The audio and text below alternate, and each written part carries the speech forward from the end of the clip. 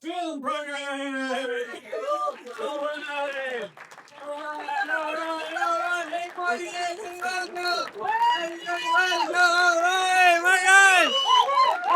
Let's make some noise and see a movie!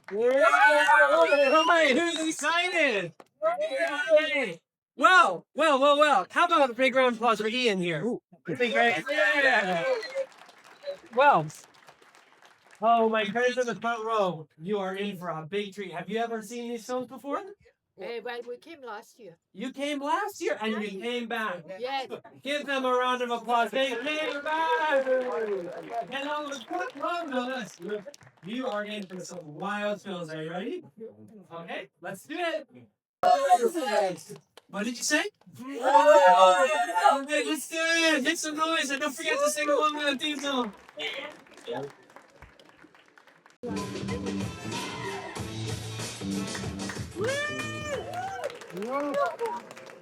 Okay, Glasgow, what did you think? Did you enjoy that? Right. He joined us 15 years ago, and this is what happens. Now he's part of the team. Can I ask you, did you enjoy those films? Very much, yeah.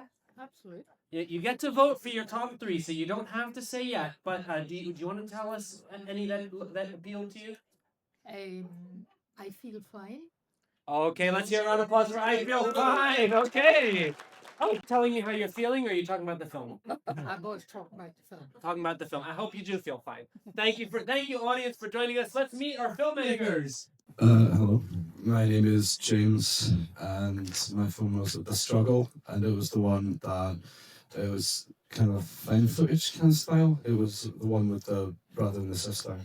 Hi, I'm Adam Slater, and my film was The Jammy Lodger, about the roommate who ate all the bread and kidnapped Milo's roommate as well. I'm Oscar. We did Dead Air. That's the one in a dystopian world where the guy ends up eating all of the camp. My name's Chris. Our film was I Feel Fine, which is a film that asks the question, when it comes to mental health in the workplace, what if violence is the answer? My name is Sandra, and our film was called Moments, which was the one with the baby girl with her two dolls. My name's Kieran. We made No Mercy, one about the two detectives that have everything stolen by the thieves. And ours was fantastic, and ours was about the serial killer / salesman. I'm in and we presented No More Beef, Western Climates, a cat's petroleum guy trying to sell electric blind land. Hello, I'm Karen James Fraser, Sleepy Rough Productions, and we had a mockumentary, The Great German Victory, and bonus points for the team that really wanted to pull military at the kickoff. I'm Hugo Hamasi, and we made Milo's Magic Juice, which was about the guy who went on a massive trip at work. I'm Rachel. I made the silent film, The Fez Chase. My easy question: can you tell me, was there any challenges you overcame during the filmmaking? It could be that the genre was difficult, or it could be just the weather, or maybe it was just turning the film in on time. So let's go down the line. Everybody, tell me any kind of challenges you overcame. The funnier, the better. There's a few. But the first one that comes to mind is, and this happened 15 to 20 minutes before we had to actually send the film in. So yeah, the panic I felt in this moment is rivaled by almost none.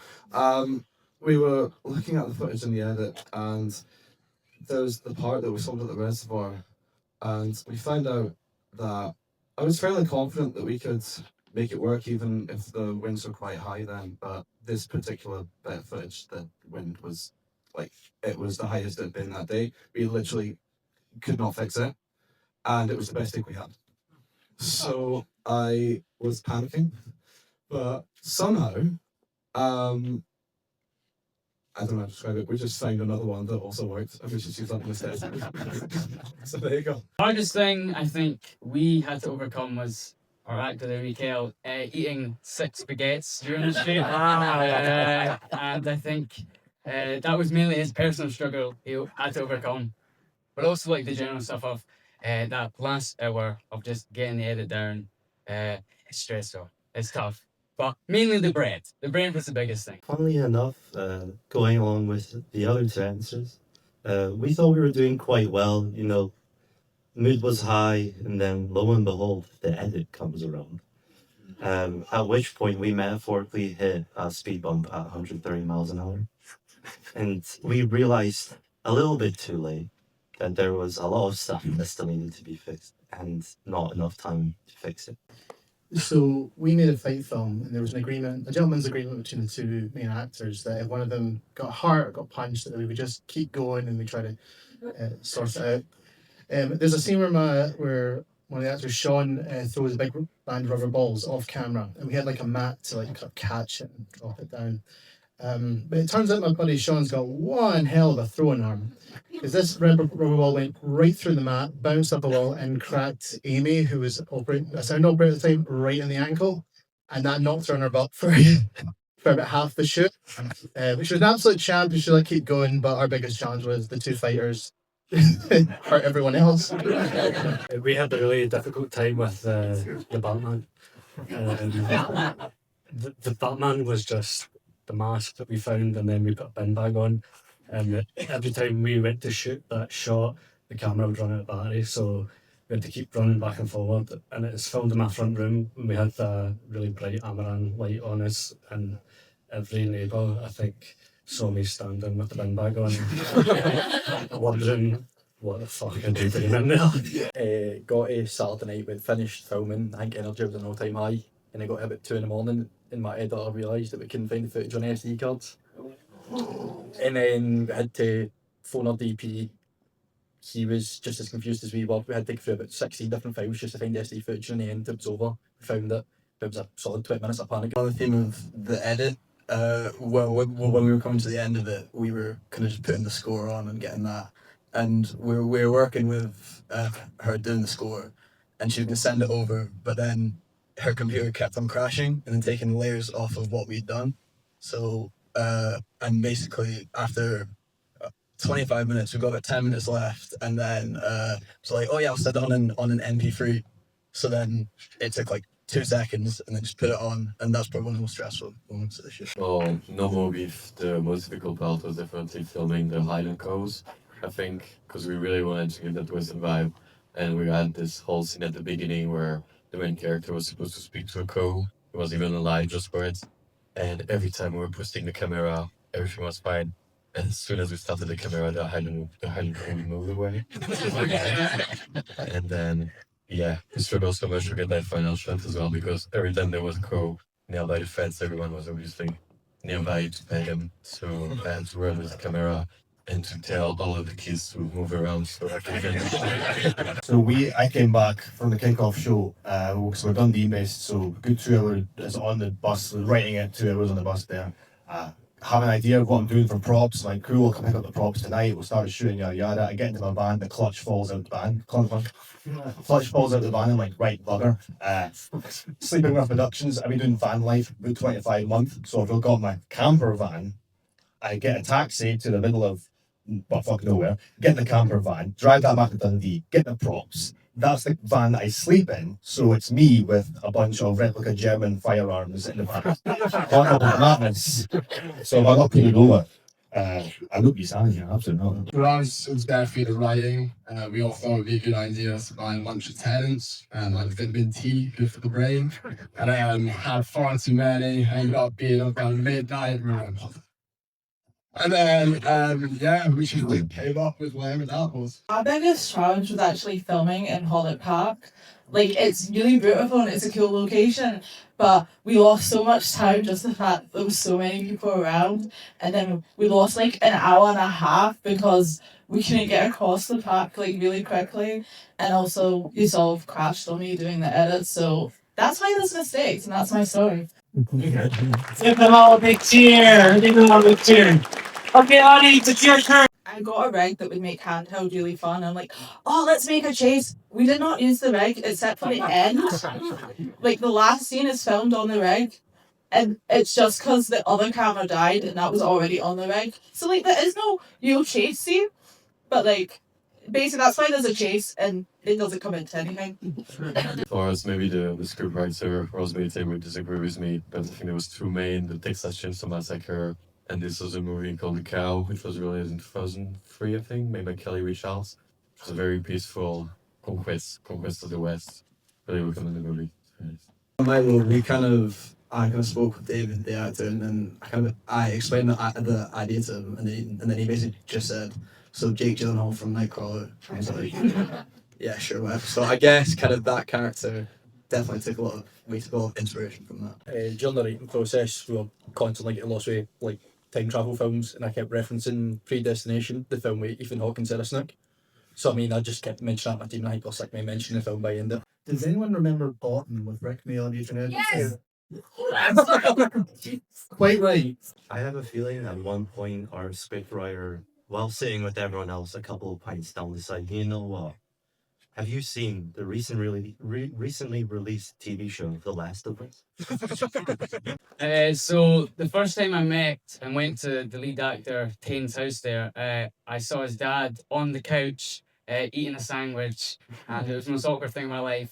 And that is how the idea first came about. For me, it was mainly hearing about the mental health struggles of the people that are in my life.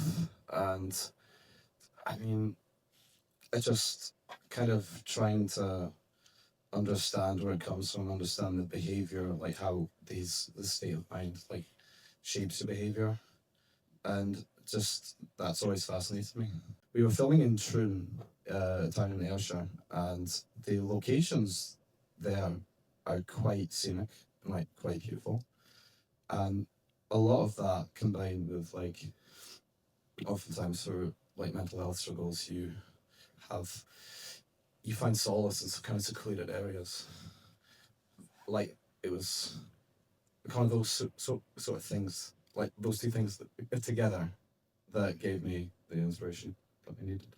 And for some reason, we were talking about Punch Drunk Love and Bronson. But, I mean, there's none of that in the film, so it didn't really work out as we intended. Every scene that I wrote was kept in there. And I can be happy about that. I'm going to be boring as well, but everything was in there at the end. It was bang on and nothing got cut. Guess what? We spent over an hour taking 4 shots of a really beautiful, it was like this wide shot of for a character entering the scene with a like cell phone tower in the background that was gonna like fill in some gaps. Lo and behold, when the edit comes around, it turns out not only was the audio so bad at the time, because there were 4 people on quad bikes, there was also a boom shot. So we had to probably cut the one shot that took us the most time to get in the entire film. Okay, so because it's a Tarantino theme, I really love Kill Bill, especially Volume 1.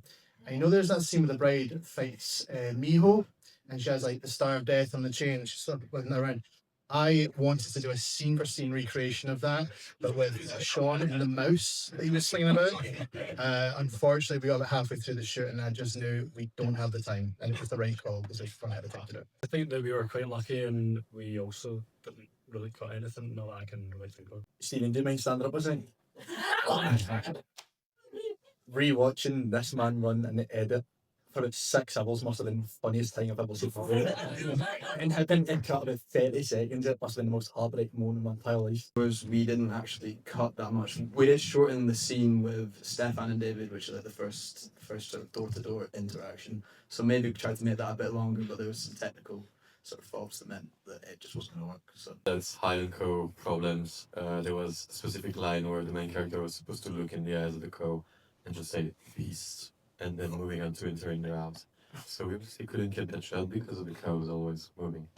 So One thing with me with the mockumentary, the film was already extremely highly stylized, so I was using every second of footage was in there. In fact, more so even Even the BTS, just the actors pissing about, filming nearby planes, that made it in as well. The bugger put it in, we've got time to praise all. The complete opposite problem. We finished the first cut, it was like 4 minutes. I was like, oh my god, we have to have more of this. So we just had to make it longer and longer. And I was like, Well, basically, we lost like daylight, so we had to like cut like panned scenes like before we even shot them because we like had a thing about a Super 8 camera that wasn't really well thought out anyway, but like it did give me like a panic in the edit. I'm like, I don't think this film's gonna be 4 minutes, but it was. Does anyone ever work with children or animals? How tough was it with the toddler and the coos? So I think working with my daughter was easier than me and my wife working together. She was great, honestly. She was so good. We just found, in terms of like cutting things, like it wasn't anything that we really needed, but we just found her in lots of different places playing with the dolls, of course, and then we used that, and then yeah, we had a cat in it as well at one point as well, so that was probably more difficult as well, just trying to get the cat, like, and then I cut me cuddling the cat out of it, but just put the cat on. Well, so yeah, it was definitely a struggle because I think we waste lots of time trying to walk around Bullock Park, trying to find like an empty space where we could find like the Highland Coast just to be able to film it directly. But we couldn't find one, and there was so many families, and every time there was a crow just like leaning by the fence, every family would just jump through it. So I was probably hated by lots of parents that day. But we mainly had to keep doing that one because everyone around us just kept making noise. All of like the neighbours of the house we were at, like there was cars galore around that entire neighbourhood. Every 5 minutes there was someone driving. Also like 6 p.m. So like, what are you doing? Where are you going? So was that also someone taking out bins obnoxiously loudly. I've never heard anyone take out bins more loud in my life. Probably Austin Miller, who was a composer, and I accidentally cut him out the credits. He was in the edit, but like he did in the process. And also Sean for like going down that hill twice and like being really committed to like letting us dunk like fizzy drizzle bomb. probably Charlie Ellis because his sounds were so amazing. He's a really talented sound designer. Thank Clutch and my camper for not failing. Even though the fan belt died this morning, so I'll give that out. But I also had to thank my main man Billy up there. He's the best kept secret. I've had a keen little bugger, but holy shit, it's like, can you do this for me? Yeah, sure. What do you want it for? Just ASAP, and an hour later it's done. So it's okay, cheers, about right now. Well, definitely Mr. Rosebaty, who did the script writing, who was Mr. Primary dad, Familo's dad, and part of the music composition as well. And I didn't credit it as a scriptwriter, so I feel really bad. So please upload it. I'd like to thank Andrew, our editor, who I edited the film with, because during the whole 48 hours, we basically stayed in his, he let us stay in his house, sleep there, write there, shoot there, and edit around it, and shoot around it, and edit in there. And yeah, it was just really, really helpful. So thank you. So a brief thank you to the entire team, but I'm grateful for Lewis, who pretty much stayed up like 17 hours editing. It was definitely cooking. Wednesday, and of course my daughter Poppy, who was in the film. So. The whole team are great, but thank you to Marilyn for making us 100 origami shuriken, and Amy for taking one for the team. To our camera operator Finn for not only sacrificing a filter for his camera, but also racking himself completely in bin bags in the most uncomfortable position ever for a single shot. The actors that came up and were amazing, and also they were doing all the paperwork, so I didn't need to worry about any of that. I would like to thank Gemma McLaughlin, who co-wrote the script with me. Any idea that I had that wasn't formulated in a coherent way, she was able to, with writing abilities which I can't possibly fathom, were able to make them so much better than I could imagine. I feel like, a lot of what I am quite proud of in the writing and how the struggle turned out conceptually, I owe quite a bit of that to Gemma. Thank you so much. We have a second screening tonight. If you are booked that, we have to leave the cinemas and we can tidy up and then you can come back in. The second screening is sold out and we have 2 more screenings tomorrow.